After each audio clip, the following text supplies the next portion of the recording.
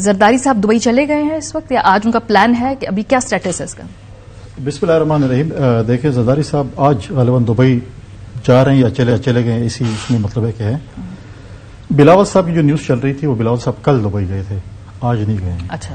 क्योंकि उनका खैबर पख्तूनख्वा का एक विजिट था, विजिट के बाद वो आए तो इवेंट टू उसी दिन रात को कराची गए। और इंटरव्यू से पहले या इंटरव्यू के बाद? कल दोपहर को वो पहले इंटरव्यू के पहले, इंटरव्यू से पहले वो चले गए थे। उनका अपना एक शेड्यूल विजिट था और वो एक दो दिन में वापस आ जाएंगे।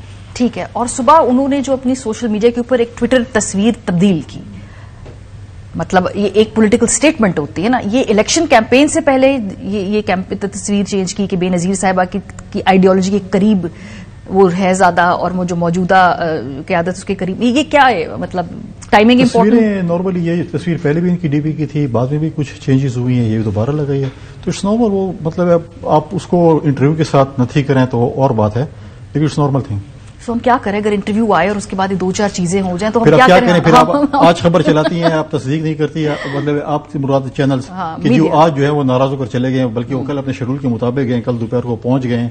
उन्होंने वापस एक दो तीन दिन में वापस आ जाना है।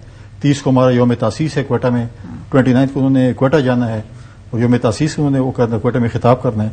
तो एक नॉर्मल रूटीन विजिट था, लेकिन वो मीडिया में आज बड़ा उसमें हलचल पैदा हो गई कि जी फिर हमें ट्वीट करनी पड़ी कि जी वो अपने नॉर्मल विजिट। काफी हमने देखा अग्रेसिवली आप लोगों ने इसको, फिर इस मामले को जो भी डैमेज कंट्रोल का मैं लफ्ज इसलिए इस्तेमाल कर रही हूं, उस इंटरव्यू में एक लफ्ज इस्तेमाल हुआ ना तजर्बेकारी का। क्या ये बेटर फ्रेज किया जा सकता था?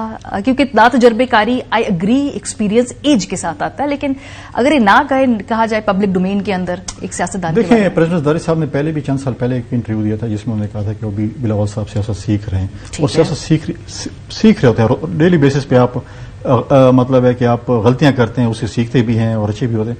तो लिहाजा उन्होंने कहा था उसके बाद फिर वो वजीर खारजा बने और वजीर खारजा बनने के बाद उन्होंने दुनिया को दिखाया कि कामयाब तरीन वजीर खारजा पाकिस्तान के एक कम उम्र तरीन और वजीर खारजा भी थे और कामयाब वजीर खारजा थे। अभी भी आप देखें कि जिस तरीके से वाहिद पाकिस्तान पीपल्स पार्टी की लीडरशिप है कि जो कि वर्कर कन्वेंशन कर रही है, आवाम के अंदर मौजूद है, वो दाएं बाएं नहीं देख रही है, आवाम के अंदर मौजूद है। और आपने देखा केपी में 6-7 वर्कर कन्वेंशन हुए और उसके बाद जो है ये चीजें जो है वो हुई है और इंशाल्लाह ताला अभी दोबारा जब वो वापस आएंगे तो सेकंड फेज जो केपी का है और बाकी सूबों का जो सेकंड फेज है कन्वेंशन का वो करेंगे और जैसे शेड्यूल आ जाता है इलेक्शन का तो हम इलेक्शन कैंपेन शुरू करेंगे। ठीक है, लेकिन आपने कहा ना 4-5 साल पहले भी उन्होंने तजर्बेगारी की बात की थी। देखिए, एक वालिद के लिए आप अगर 40-50 ईयर की भी हो जाए, वालिदैन के लिए आप फिर भी बचिए। फेयर इनफ, लेकिन एक पॉलिटिकल ओपोनेंट जो कि एक सीरियस चैलेंजर है फ्यूचर का, आपका पीएम है, आपके सियासी मुखालिफिन के लिए क्या ये ना तजर्बेकारी का जो टैग है, आप लोडेड वेपन नहीं दे रहे उनको? क्या आपकी नहीं, हमने अवाम के पास जाना है, अवाम ने हमें वोट देने हैं, अवाम ने हमारे कैंडिडेट्स को कामयाब करना है और अवाम के जरिए हमने वजीर आजम बनना है। हमें ना अपोजिशन बनाएगी ना कोई और हमें वजीर आजम बनाएगा। हम अवाम के जरिए जो भी हमें मैंडेट मिलेगा और जैसे जरदारी साहब ने कल कहा है कि हमें कोई भी नजर ये आ रहा है कि कोई सिंपल मेजोरिटी नहीं लेगा, इत्तेहादियों की हुकूमत होगी। एक इत्तेहाद अभी बन रहे हैं और एक इत्तेहाद बनेगा इलेक्शन के बाद। हमारा फोकस इलेक्शन के बाद के इत्तेहाद। इलेक्शन में शायद हम सीट एडजस्टमेंट कुछ न कुछ जगहों पे लोकल एडजस्टमेंट पार्टी के सिंध में हर सूबे में पार्टी की जो है वो उससे मतलब है कि अप्रूवल के बाद हम शायद कहीं ना कहीं सीट एडजस्टमेंट कर लें। कोई पॉलिटिकल अलायंस शायद नहीं होगा।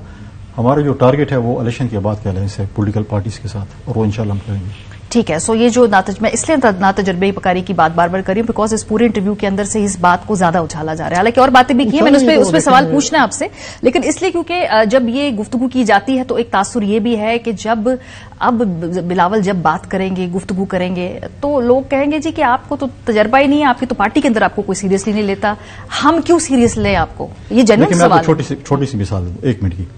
2008 में जब इलेक्शन हुआ तमाम अपोजिशन जमातों ने कहा कि पीटीआई के चेयरमैन और पीटीआई की हुकूमत सेलेक्ट होकर आई है। पीएमएलएन और जेयूआई ने ओथ लेने से इनकार किया। बिलावल भुट्टो जरदारी साहब चल के गए कि हमने और आपने मिलकर पार्लियामेंट के अंदर और पार्लियामेंट के बाहर अपना किरदार अदा करना है। उन्होंने ओथ लिया। फिर बिलावल भुट्टो जरदारी साहब ने ऑल पार्टीज कॉन्फ्रेंस बुलाई जिसमें पीडीएम की बुनियाद रखी गई। मौलाना फजल रहमान उसके सरबराह बने। फिर जब पीडीएम बनी तो उन्होंने कहा सिंध असम्बलियां तोड़ें, इस्तीफे दें असम्बलियों से और बाहर आ जाएं। हमने कहा नहीं, हम जमहूरी अमल के जरिए आइन के मुताबिक हम अदम एतमाद की तहरीक लेके आएंगे। अगर वो नाकाम होगी फिर वो हमारा आखिरी फेज है। उसके बाद अदम एतमाद की तहरीक कामयाब हुई। शहबाज शरीफ साहब वजीर आजम बने, मौलाना साहब के बेटे और उनकी टीम जो है वो वज़रा बने और हमने ये एक यंग पॉलिटिशियन ने उनको एक रस्से पे लगाया और 3 मैंने फेजेस बताए, तीनों हमारे इनिशिएटिव था। चेयरमैन बिलावल भुट्टो जरदारी का इनिशिएटिव था जो हमने कामयाबी से हम गनार हुए हैं। ठीक है, बिल्कुल इस बात को फैक्चुअली भी चैलेंज नहीं कर रही।